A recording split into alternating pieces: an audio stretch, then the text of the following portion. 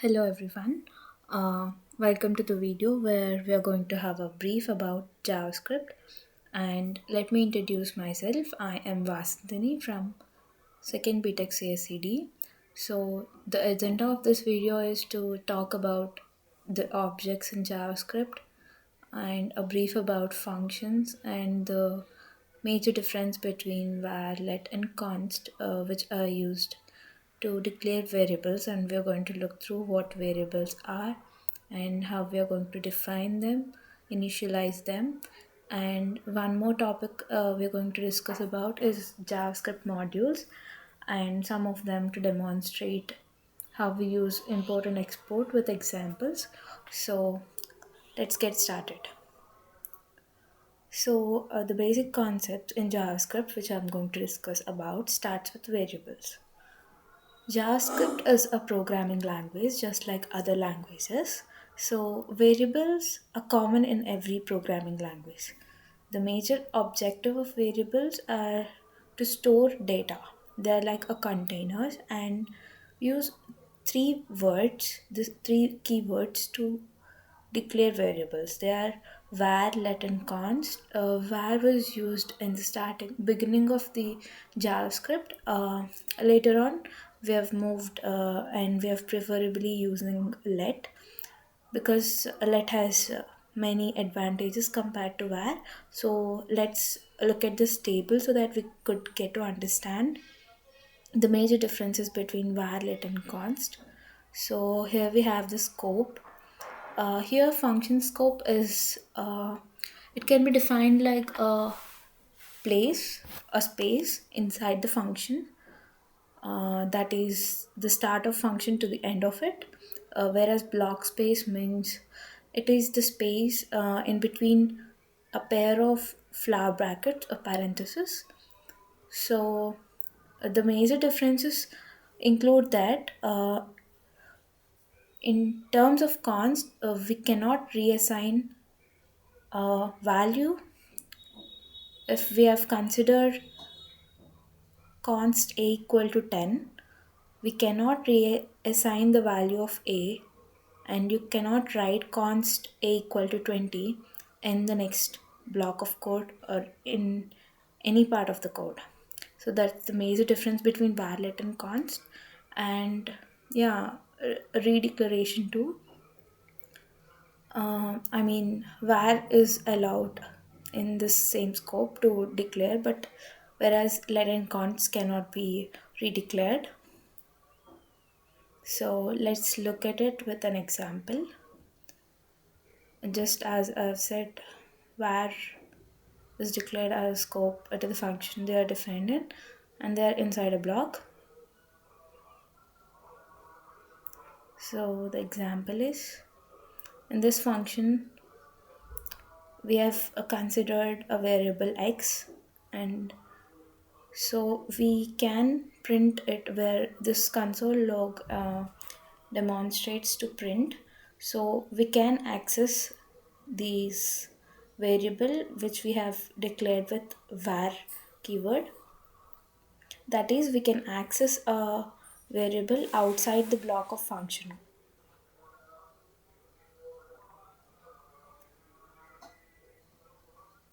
And when it comes to let and const,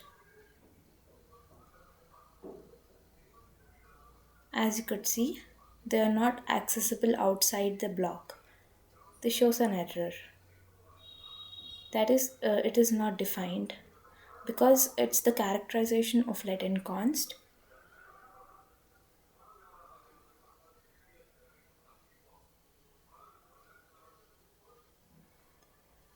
Where we consider reassignment, var and let allow reassignment.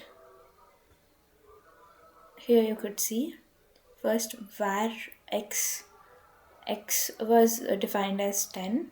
Later on it is reassigned as 20, and you could still see no error because var allows reassignment. When we consider let, it also allows reassignment, and that's the reason. We have discussed it that const does not allow reassignment. Const demonstrates a constant, so You do not change the value of it. You cannot change the value of it to be absolute. And that's the major differences. So as per the agenda, the next one is objects. As you have seen in every object oriented programming language, objects are like a real world entities, and they exist in JavaScript too. So objects can be, the properties can be changed, added, deleted. So we can perform various works on objects. So let us consider looking into this one. Okay. So creating object, it's like a name value pair, as you could see here.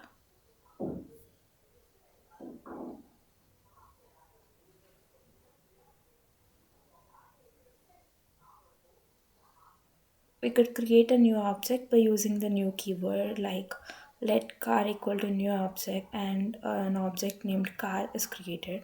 In this example, person is the object, and these are like their properties which could be added, deleted, or modified, and which can be accessed by printing it. To access an object, we use the dot notation. The syntax would go like console.log and the object name dot the property you want to access of that object.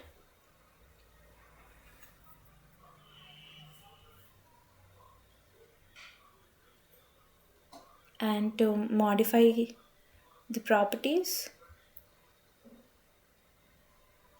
you could just replace it by accessing it and defining a value for it. To delete it, you could use the delete keyword. Here, delete car dot color demonstrates that it removes the color property of the car. It removes the color of that object. So, one sort of objects are nested objects. They are like objects wrapped inside another object. So, here one objects act as properties to other objects. As you could see by the demonstration, you could see that here address acts as an object, but person is an object. So, this object is nested inside the person object.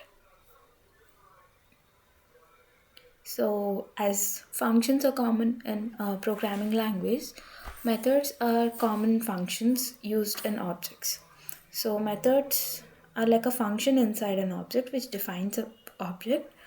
So, here we could consider calculator. This is a function.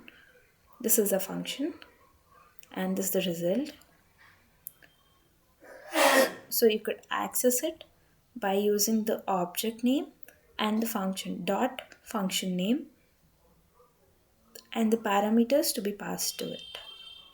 So the next one is what is function in JavaScript? So functions are like a block of reusable code. Why functions are important?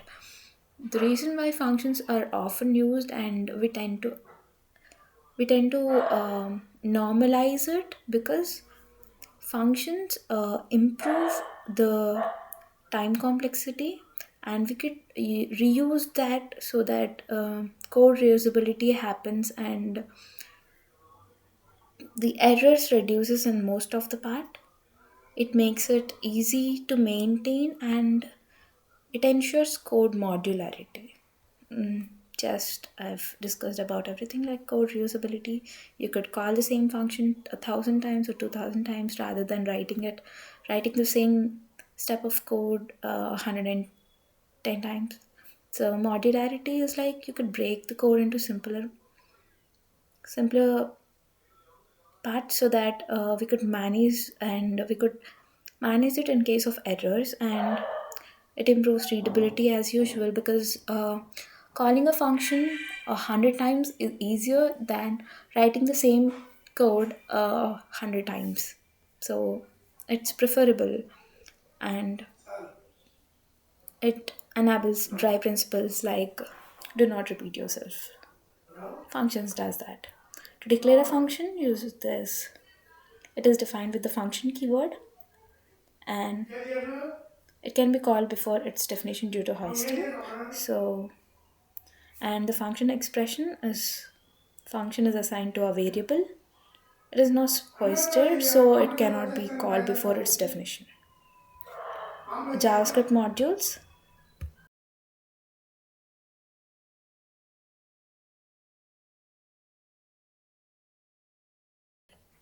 JavaScript modules allow you to split your code into separate files, making it easier to organize, maintain, and reuse. So, a module is a file that contains code,